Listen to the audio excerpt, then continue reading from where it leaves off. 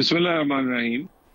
मुनीब साहब, गुजारिश ये है कि अब हमारे मुखालफों के पास इस इल्ज़ाम के अलावा बचा कुछ नहीं है। मसला ये है कि इलेक्शन पे है और इलेक्शन का जो माहौल है गली मोहल्ले का वो नजर आ रहा है। और इस वक्त मैं पहले बार बार कहता हूँ, नून लीग का मुकाबला ही पीटीआई से था और पीटीआई 9 मई के बाद करार रखने में नाकाम रही है। तो उसके बाद फील्ड कह के, कभी किंग्स पार्टी कह के वो वक्त से पहले रिजल्ट अनाउंस कर रही हैं और रिजल्ट उन्हें नजर आ रहा है। पंजाब सबसे बड़ा बैटल फील्ड है और पंजाब में 141 नेशनल असेंबली की सीट्स है, जो कि आधे से ज्यादा है के। तो उसमें तो और क्लीन स्वीप नजर आ रहा है नून लीग की तरफ से। सो वक्त से पहले, क्योंकि उन्हें वोट नहीं मिल रहा और वोट ना मिलने की शिकायत जो है वो अपने आप से तो वो कर नहीं सकते, इसलिए कि पंजाब के लोग और पाकिस्तान के लोग कारकर्दगी पर वोट देते हैं। लोग ये समझते हैं कि अगर कोई उम्मीद है, अगर कोई कुछ कर सकता है, अगर कोई इस मुश्किल सूरत हाल से निकाल सकता है तो वो नवाज शरीफ है। और अगर लोग नवाज शरीफ पे एतमाद कर रहे हैं तो अब उसका दूसरा नैरेटिव कोशिश की जा रही है, लाडला, Kings party, level playing field. मेरे भाई, मुझे ये बता दें कौन सी फेवर हमें आज के दिन तक दी है जो लोगों को मिलती रही है। जरा मुझे तो गुनवा। अच्छा अच्छा, चौधरी साहब, ये जो आपने कहा आपको फेवर नहीं मिली, सबसे ज़्यादा जिस बात पर तनकीद की जा रही है वो ये कि मियां नवाज शरीफ साहब तकरीबन 3.5 पौने 4 साल मुल्क से बाहर जब गए, ख्वाजा आसिफ साहब ने कहा जी कि उनको तो एस्टेब्लिशमेंट ने बाहर भेजा था, बाजवा साहब ने बाहर भेजा था। ये ख्वाजा आसिफ साहब ने रिकॉर्ड पे कहा। मियां नवाज शरीफ साहब अब आ रहे हैं, चलें पीपल्स पार्टी ये कह सकती है कि मियां नवाज शरीफ साहब के लिए वो एस्टैब्लिशमेंट के घोड़े पे सवार होकर आ रहे हैं, कोई और जमात ये कह सकती है, पीटीआई ये कह सकती है, लेकिन वो लोग जिनका ताल्लुक इन दोनों जमातों से नहीं है वो भी यही कहते हैं कि मियां साहब डील करके वापस आ रहे हैं। और मियां साहब की वापसी और जिस तरह से उनको फैसिलिटेट निज़ाम ने किया, ये एक डील का नतीजा है। मेरा सवाल आपसे ये पहले भी था और अब भी है, ये डील वाली जो बात है इसको रद्द कैसे करेगी मुस्लिम लीग नून? के पास क्या है दिखाने के लिए? क्या पिछले 16 माह जिसके अंदर शहबाज शरीफ साहब मुल्क के वजीर आजम रहे, सिवाय इसके कि मुल्क को डिफॉल्ट से बचाया, इसके अलावा गरीब आदमी की चीखें निकल गई, तो लोगों को क्या बताएंगे कि हम आ गए हैं वापस, लेकिन किस तरह आए हैं? मुनीब साहब, गुजारिश ये है कि बार बार ये जो कहा जा रहा है कि डील हो गई और पता नहीं क्या हमें दे दिया है, जरा हमें ये तो बता दें कि हमें कौन सी ऐसी फेवर है जो मिली है। यानी वो केसेस जो पिछले 7 साल पहले ही खत्म हो जाने चाहिए थे, जो जुल्म पर, नाइंसाफी पर मबनी थी, वो आज भी कायम है। और काल कोठरियां, नाहलियां देखकर उसके बाद वो सजाएं भुगत कर और आज के दिन तक उसकी पेशियां हम भुगत रहे हैं और उसके बाद कहा जा रहा है। मुझे ये बता दें, हाँ ये जरूर है, हमने जिदोजहद की है, हमने अदारों को रिस्ट्रेन अदारों ने किया है। अदारों ने जो इमरान खान के साथ अंधे होके खड़े थे वो उन्होंने खड़ा होना बंद किया है। मुझे ये बताएं, क्या फॉरेन फंडिंग का फैसला क्यों नहीं हो रहा था? क्योंकि अदारे नहीं चाह रहे थे।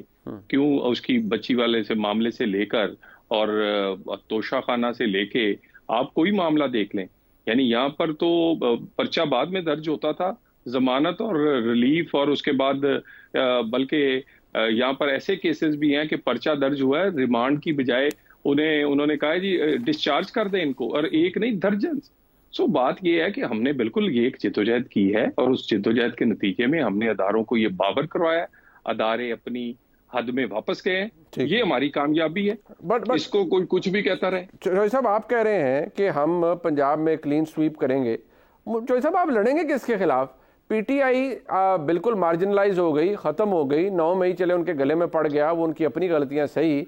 इससे ज्यादा लेवल प्लेइंग फील्ड और क्या है? तराजू के पलड़े और आपके लिए क्या हो कि पार्टी तो रही नहीं, पीटीआई होगी नहीं। आपने खुद ही कहा कि पीटीआई का जब उम्मीदवार ही नहीं होगा, तो फिर जब पीटीआई का उम्मीदवार ही नहीं होगा, मुकाबला आपका पीटीआई से है, तो आप तो वैसे ही क्लीन स्वीप कर जाएंगे या आपको वोट मिल जाएगा, लो वोटर टर्नआउट में भी आप जीत जाएंगे। तो फिर आपकी कारस्तानी या आपकी मकबूलियत की क्या अहमियत है? इसलिए कि आपका मदे मुकाबला, आपका हरीफ तो मौजूद ही नहीं होगा मैदान के अंदर। देखिए मुनीब साहब, गुजारिश ये है कि 2013 में भी जब लाडलापन अरूज पे था, जब याद है मीनारे पाकिस्तान का जलसा कहते थे, पता नहीं पाकिस्तान में क्या तूफान आ गया है, जब बड़े बड़े लोगों को इंटरव्यू करके, जिसका परवेज इलाही ने कहा था कि इंटरव्यू करके हमारे लोग तोड़ के पीटीआई में शामिल किए जा रहे थे। और उसके बाद 2018 में जब आरटीएस सिस्टम बिठाया गया, जब गिरफ्तारियां की गई, नाहलियां की गई, लोगों को के बावजूद जीप के निशान पर लोग इलेक्शन लड़ते रहे, नून लीग का टिकट छोड़ते रहे, हम पंजाब तब भी जीत गए थे। हम उस वक्त भी पाकिस्तान की सेकंड लार्जेस्ट बड़ी पार्टी थे, 1 करोड़ कितने लाख वोट उनकी गिनती के हिसाब से, जो इमरान खान के खासुल खास जो सहूलतकारों ने गिना था उसमें भी। तो हमने कोई ये मरहला और ये एक दफा तो ये टारगेट नहीं अचीव किया, और अल्हम्दुलिल्लाह हम अपनी परफॉर्मेंस की बेस पर ये पंजाब से अमूमन जीतते रहे हैं। और आए आज भी कंपैरिजन कर लें, कोई जमात क्यों नहीं हमसे बात करती। अच्छा। ये लेवल प्लेइंग फील्ड से निकले ना जी, ये निकले आए, बताएं कि इन्होंने 15 साल सिंध में क्या किया था और 10 साल में पीटीआई ने केपी में क्या किया, नून लीग ने 10 साल में पंजाब में क्या किया है। अच्छा। और आगे जो मसाइल हैं वो हल कौन कर सकता है? अच्छा चले, मामला हल कौन करेगा, इकोनॉमी चलाएगा कौन, इसमें कोई बात नहीं वो तो खैर अब इलेक्शन होगा, अगर आप इक़्तिदार में है तो उसका भी पता चल जाएगा। लेकिन एक बात बड़ी दिलचस्प है, अब मियाँ साहब कहा जा रहा है बलोचिस्तान में मियाँ साहब तशरीफ़ ले जा रहे हैं और बाप पार्टी के साथ आपका इल्हाक होने जा रहा है, यानी कि सियासी अलायंस, इलेक्टोरल अलायंस वो आपके साथ होने जा रहा है। लेकिन मुझे इसलिए ज़रा उस पर तशवीश है कि चाहे मरीम नवाज शरीफ साहिबा हों या आपके पार्टी के सीनियर कुलीग, वो इस हवाले से क्या फरमाते थे बाप पार्टी के हवाले से, ज़रा सुन लीजिए।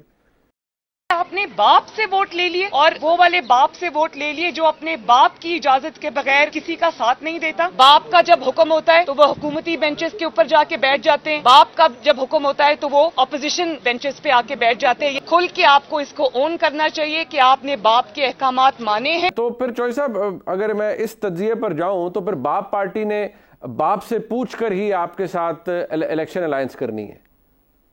देखिए यही इस वक्त फर्क है। इस वक्त बाप कोई बन ही नहीं रहा ना। अच्छा, सब मतलब बाप पार्टी यतीम हो गई है।